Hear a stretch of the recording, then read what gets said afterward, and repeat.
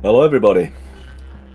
I've moved things around a bit, made a bit more room in this little workspace that I'm in, and I thought I'd just tell you about an interesting story that I was told, well, recently to be honest, but even having said that, it's historic. A lot of these reports that I'm getting, even though they're new to your ears, they're new to mine, they are historic reports. And what's fascinating is I talked about a village a few weeks ago on one of these Blue Room talks, and I mentioned a village near Weaverthorpe or on the Wolds called Kirby Grindelleth, and I think I've pronounced it wrong. I think I did back then. But this is basically where this story, or where this man who told me the story comes from. And he's lived on the Wolds all his life and seen a few unusual things, and I think that's fair to say that anybody who lives on the East Yorkshire Wolds and up on the North Yorkshire moors, if you spend enough time in these remote places, you will see things of an unexplained nature. Yeah, but this one's a strange one. So we're going back to 1989, and this lad had just passed his driving test. He was 17 at the time, and he had a girlfriend who lived in Scarborough. And he was travelling back home from visiting her on a Sunday night, and the time were maybe 8 or 9 o'clock at night. He's not exactly sure, so we'll say it was in between 8 and 9 at night. And he remembers it was a clear night, but no moon, or he doesn't think there was. And he's in his parents' car. He's been lucky enough to drive his parents' car, and it's a Saab 900. I used to think they were a fabulous car, very reliable, very a great car. I think they've discontinued making Saabs now, but I'm not certain. So he said he turned off the A64 at Sherburn and travelled roughly south towards Weaverthorpe. We're in the zone, people. You know how many times? It were only a few weeks ago we're talking about this village that this guy lives in, and I was talking about Weaverthorpe and the strangeness that surrounds these little villages on Wolds.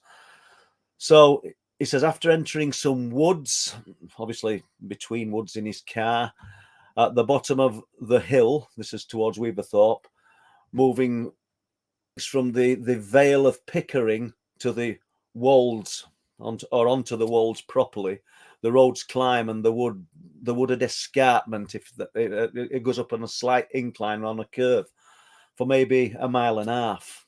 And I know area. I don't spend a lot of time around Weaverthorpe. The places that me and Steve used to frequent were around Cottam and Sledmere, but we do know area. So there's a concave in the hill, and there's a blind summit. And after crossing the top of the road, it dips down between the first hill and the next summit. And he remembers driving fairly quickly, as he always did in those days. Well, it's a young lad, in it. That's what they do. I think we all did it, you know. He was just passing through the woods and reaching the crest of the first hill when he remembers seeing a white light, a sphere of white light behind him. And he thought it were a motorcycle. And I've talked about this previously, but I think it's still worth mentioning today. Coming back from Cottam one night, I get to what they call the place, Octon, Octon roundabout, where you would turn down to go to Staxton or to Langtoft or straight to Brid. And I'm on that road going towards Bridlington, and I thought there were a motorbike behind me. Single white light, pulled in, nothing to see. So this guy's watching this light, which he thinks is a motorbike, perilously close to the back of his car. And his first response was to go faster, and he can see it in his mirror, see it in his side mirror, and see it in his rear view mirror. And he thought it was somebody driving recklessly and probably trying to unnerve him. But he carried on driving. These days, he says he would have probably slowed down. What makes this even stranger is the overall isolation on the road. And how many times do we hear this when we get these interactions with a strange light or strange light phenomena? And it's usually round. I know there are reports of oblong lights, the oval lights, but I think if we were going to do a percentage out of 100, I bet 75% of these light forms are circular. It seems omnidirectional travel, maybe. I really don't know. But he's on this road. He says it's a location where there's a fair number of ghost stories associated with the road as well. So he's driving down it. He's sped up. He says he's doing at least 70 on this road, and the light was right on his bumper, or that's what it seemed. He was watching it nervously in his rear view mirror. Then about 2/3 of the way along the crest of the hill, it just vanished. It just went out of sight. He seems to remember it kind of fading, like he likened it to the element of a light bulb, sort of just fading out. And that, I think that's the difficulty. I mean, that's the difficulty with myself, not just other witnesses, everybody.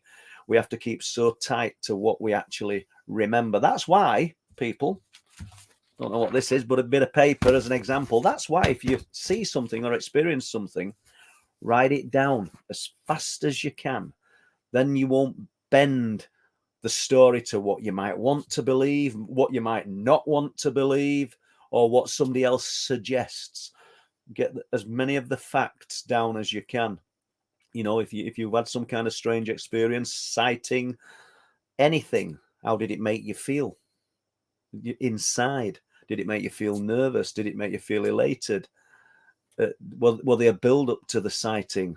So this guy, better jump back to that because I just diverted a bit. So this thing just evaporated. Suffice to say, it freaked him out a little bit, and he drove very quickly and ended up at a friend's house in Weaverthorpe. All places I've talked about in the last few weeks. He stopped to calm himself down. His friend were out at the time, he said, but his father were in. But nothing about the sighting made any sense to him. He knew it weren't a reckless biker, and he likened it to some of the reports. He's obviously read the Truth Proof books, and I've got some on the moors of strange lights that seem to parallel people as they're driving. And there's one on the North Yorkshire moors where a driver breaks down and is a few miles from any habitation and decides to walk. And as he's walking along these lonely, deserted roads, and you've only got to Google Earth these places, people, there's nothing there, a red light appears about 50 feet away from him on the moorland, and it's just paralleling him, and he's frightened. And it's a single ball, basketball sized red light that's just paralleling him as he walks. There seems to be an inquisitive nature to these lights. I don't know what would happen if we got too close to them, but you know, it does make you wonder. So I shall leave it at that. Thank you.